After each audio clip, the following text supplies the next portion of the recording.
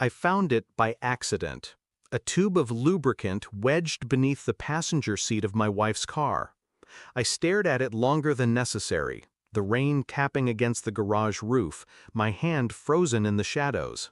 It wasn't ours. Not something we used, not something we needed. My pulse didn't spike, my throat didn't close. I simply understood. And then I slid it back where it had been, except I replaced it with something else. Industrial glue. A quiet experiment. Not for her, for me. Because betrayal isn't proven in words, it's proven in the silence afterward. For weeks I carried the image of that tube in my mind. I measured her every move against it. Her sudden showers after late nights. The faint cologne that wasn't mine lingering on her hair. Her laughter at texts she never showed me. I never asked, never accused. Questions are for the weak. Instead, I studied her as one studies a subject under glass, a creature unaware of the scalpel poised above. Every smile she gave me felt thinner, stretched over something rotten. Every kiss was colder, performed. The car was her world, her sanctuary. If the glue vanished, if it was replaced again, I would know. And when the truth came, I promised myself I would not scream, I would not shatter, I would simply end it.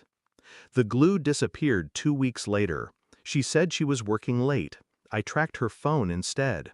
The tower pings didn't place her at the office. They placed her across town, in a residential street I'd never been to. I drove there once, parked in the dark, watched her silhouette move inside a stranger's window. Her movements weren't clumsy, hesitant, they were practiced, familiar. I didn't confront her, I didn't knock on the door. Instead, I documented. Receipts left crumpled in her purse, a second credit card under her maiden name. Phone logs scrubbed, but not thoroughly enough. Each piece built a mosaic of disloyalty. Each night she came home to me, her horses in bed, calm. The storm wasn't in my hands, it was in my silence. The evidence was undeniable when I had it all assembled. Photos, bank records, GPS history, and the DNA test, my final cruelty to myself. The child I had raised for 5 years, not mine. I placed the results on the kitchen table, beside her coffee mug. When she came in, she froze at the sight. "What is this?" she whispered. I didn't answer, just slid the page closer. Her hands trembled as she read, her lips parted. "You weren't—" The sentence strangled itself in her throat. I didn't blink, didn't breathe. My silence said more than rage ever could. I pulled the rest of it out then, the receipts, the photographs, the second card. Laid them out like weapons, one by one. Her tears came fast, her excuses faster, but they collapsed under the weight of the evidence. "You don't understand," she choked. I tilted my head, almost smiled.